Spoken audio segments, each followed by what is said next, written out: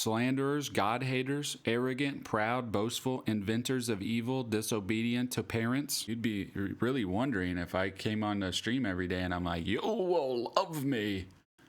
You'd be like, this dude's a weirdo. That we're going to be reading today, and it's going to be from the book of Romans. So last week we finished up with the book of Acts and the book of Romans. I love going back to the book of Romans because it gives us so much hope and it gives us so much direction. And I hope that you all enjoy the book of Romans. The book of Romans is not as long as the book of Acts, and many of the books going past the book of Acts are going to be a little shorter than the other books that we've read through. So I hope that you all enjoy today's Bible reading. I'll try to share as I'm going through it, and you're welcome to ask questions while I'm reading.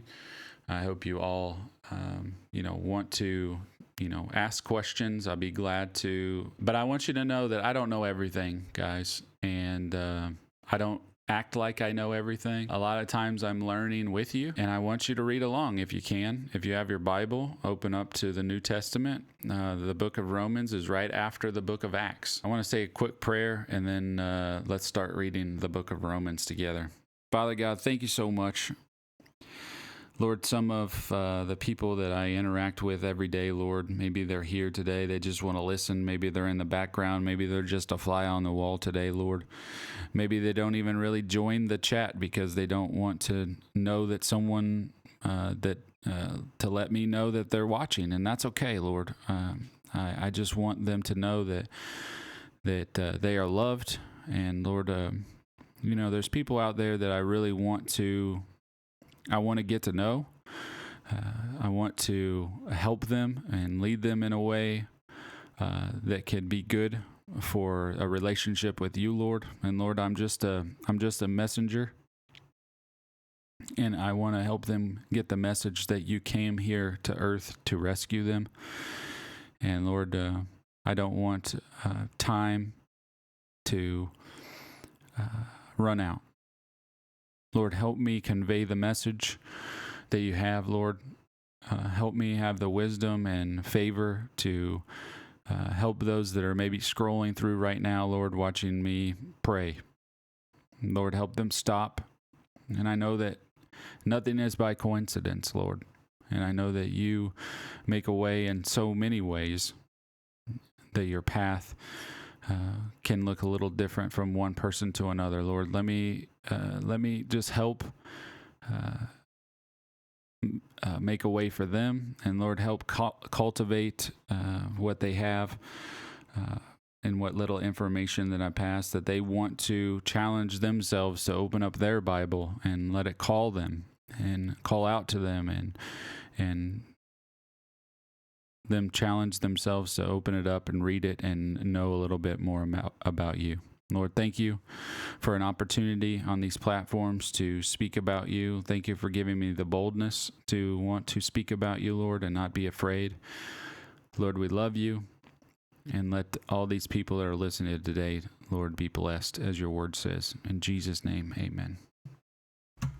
All right, Romans chapter 1 says, Paul, a servant of Christ Jesus, called as an apostle and set apart for the gospel of God, which he promised beforehand through his prophets in the Holy Scriptures, concerning his Son, Jesus Christ, our Lord, who was the descendant of David according to the flesh, and was appointed to be the powerful Son of God according to the Spirit of holiness by the resurrection of the dead. Through him, we have received grace and apostleship to bring about the obedience of faith for the sake of his name among all Gentiles. That's what we are, including you, who are also called by Jesus Christ, to all who are in Rome, loved by God and called as saints. Grace to you and peace from God our Father and Lord Jesus Christ. First, I thank you because remember, guys, this is a letter that Paul is writing to the Romans. That's why it's called Romans. It says, first, I thank my God through Jesus Christ for all of you because of the news of your faith is being reported in all of the world. God is my witness, whom I serve with my spirit in telling you the good news about his Son, that I constantly mention you, always asking in my prayers that if it is somehow in God's will, I may now at last succeed in coming to you. For I want very much to see you, so that I may impart to you some spiritual gift to strengthen you. That is, to be mutually encouraged by each other's faith, both yours and mine. Now I don't want you to be unaware, brothers and sisters, that I often planned to come to you, but was prevented until now, in order that I might have a fruitful ministry among you, just as I have had among the rest of the Gentiles. I am obligated both to Greeks and barbarians, both to the wise and to the foolish. So I am eager to preach the gospel to you also who are in Rome. For I am not ashamed of the gospel, because it is the power of God for salvation to everyone who believes, first to the Jew and also to the Greek. For in it the righteousness of God is revealed from faith to faith, just as it is written, the righteousness will live by faith. For God's wrath is revealed from heaven against all godlessness and unrighteousness of people who by their unrighteousness suppress the truth. Since what can be known about God is evident among them, because God has shown it to them. For his invisible attributes, that is, his eternal power and divine nature, have been clearly seen since the creation of the world, being understood through what he has made. As a result, people are without excuse. He's talking about when we see the world, we choose, right? Whether we choose or not, how the world was made, the evidence is there, right? The evidence is there for us to know it has to be created by something. You can't take all of the things that we have and just look at it and go, that must have been a big accident. That's crazy to think that. It's crazy. So, but he's also talking about how we to live by faith, and that's hard for the world to understand as well. For though they knew God, they did not glorify him as God or show gratitude. Instead, their thinking became worthless and their senseless hearts were darkened. And, when you look at that as well, you talk about the Pharisees. The Pharisees, they know about God, but they don't know God, right? It's like if you read about somebody, George Washington, I bring George Washington up all the time. If you read about George Washington, but you don't know George Washington, right? You didn't get to talk to him. You didn't get to know who he is. You've read about LeBron James. You've read about Michael Jordan, but you don't get to know Michael Jordan, right? You don't get to sit down and know what his, secrets are, or how he thinks about things, or what his favorite this or that may be. You don't get to know those things. And that's where they were talking about how they didn't glorify God. They knew about him, but they didn't really truly love him the way that they should. Claiming to be wise, they became fools and exchanged the glory of the immortal God for images resembling mortal man, birds, four-footed animals, and reptiles. And he's talking about those that they created idols to believe in instead of the creator God that we have. Therefore, God delivered them over in their desires of their hearts to sexual impurity, so that their bodies were degraded among themselves. They exchanged the truth of God for a lie and worshipped and served what has been created instead of the Creator, who is praised forever. Do you guys hear that? Just that context? It says they exchanged the truth of God for a lie and worshipped and served what has been created instead of the Creator. That's something to think about. For this reason, God delivered them over to disgraceful passions. Their women exchanged natural relations for unnatural ones. The men, in the same way, also left natural relations with women and were inflamed in their lust for one another. Men committed shameful acts with men and received in their own persons the appropriate penalty of their error. And because they did not think it worthwhile to acknowledge God, God delivered them over to corrupt minds so that they do what is not right. They are filled with all unrighteousness, evil, greed, and wickedness. They are full of envy, murder, quarrels, deceit, and malice. They are gossips, slanderers, God-haters, arrogant, proud, boastful, inventors of evil, disobedient to parents, senseless, untrustworthy, unloving, and unmerciful. Although they know God's just sentence, which is,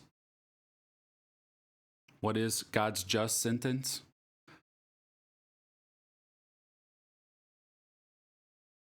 God's just sentence is the wages of sin is death. That those who practice such things deserve to die. They not only do them, but even applaud others who practice them. What does that sound like today?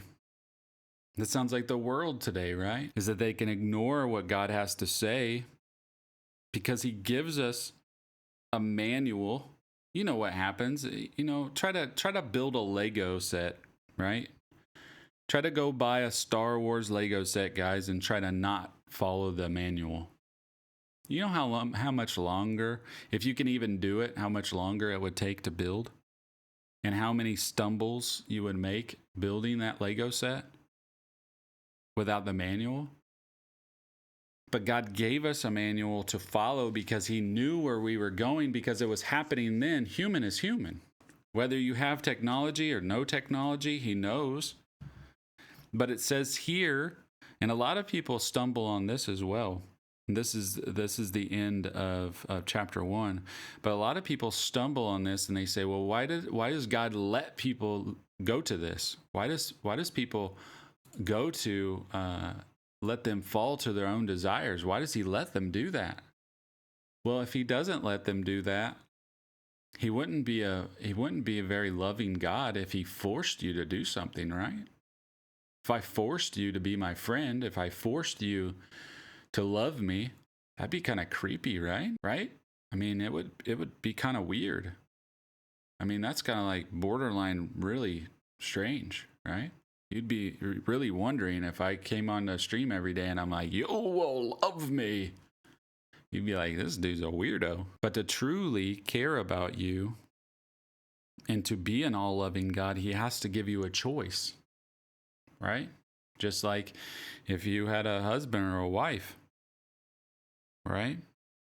If I went to my wife and I said, you don't get to choose to love me, you have to love me, and you have to marry me, and you have to marry me tomorrow. That would be weird, right? It'd be the same thing as if God forced you, made a perfect path for you, and didn't let you choose the path that you're walking on. That'd be crazy, right? So that's where I go to when someone says something like that. They're like, why do you let God? Well, why would God force you? That wouldn't be love.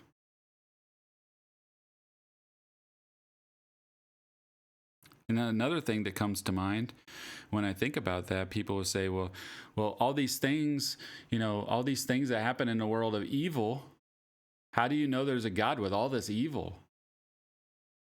How do you know what evil is if there is no God? If there is no good and evil, what is evil? You have to have a God that created good, right? He created us, but we have to have to know what was written on our hearts, right? So, because it says that God wrote the good and the bad on us to know the difference. We have to know the difference. But if there is no God, then there is no good or evil. It's all the same. And that's crazy to think about. It's almost like a mind-blowing, like when I come to that and I think about that, I'm like, whoa, hang on a second. Yeah, if God didn't write a good and an evil on our hearts, then how, what? Yeah, exactly. Exactly my point. Because everything is the same. Somebody that doesn't believe in God and maybe is an atheist, how do you know what good and evil is if there is no God? It's all the same.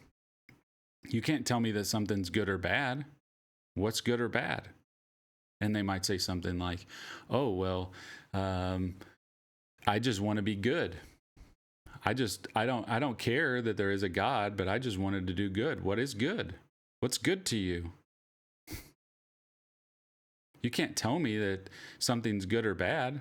Who makes you the judge of what's good or bad if there is no God? So those are the things that made me want to open up my Bible and start to learn the character of God as I was dealing with those questions that I had throughout my young life.